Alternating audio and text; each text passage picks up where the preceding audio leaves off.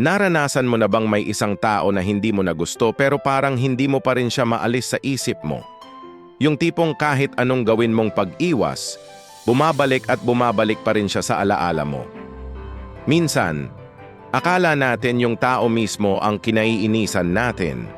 Pero kung iisipin nating mabuti, hindi ba't yung mga alaala ang mas kumakapit? Yung mga masasayang sandali na pinagsamahan ninyo, yung mga pangako na binitiwan, yung mga pangarap na sabay niyong binuo.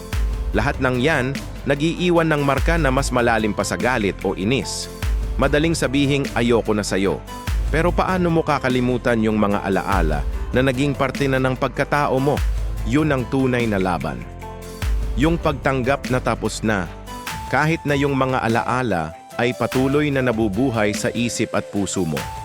Kung nakaka-relate ka, huwag mong kalimutang mag-subscribe para sa mas marami pang ganitong usapan. Salamat sa panonood.